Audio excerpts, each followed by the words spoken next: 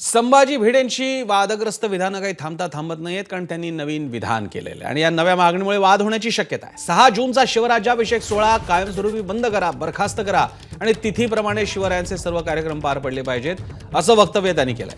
तसंच रायगड किल्ल्यावरील वाघ्या कुत्र्याचा पुतळा काढायला नको, या कुत्र्याचं राजकारण करू नये, असंही संभाजी भिडे म्हणतात।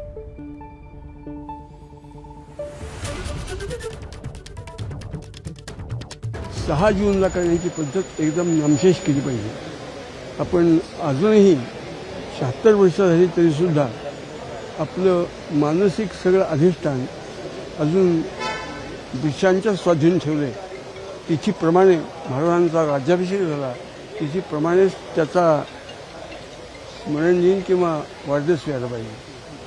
6 जून बंद केलं पाहिजे। ते कुत्रं काढता कामा नये, कुत्र्याचा पुतळा काढता कामा नये, तो राजकारणाचा विषय करता कामा नये। गोष्ट अशी की तो कुत्रा नाहीच असं इतिहास संशोधक म्हणतात। ते इतिहास संशोधक काय उंचीचे काय कुवतीचे गलगा करून कुणालाही इतिहास संशोधक म्हणायचं आणि तो म्हणतोय ते खरं झालं हे बरोबर नाही। त्याच्यासाठी स्वतंत्र एखादं संशोधन मंडळ नेमून तो निर्णय करावा।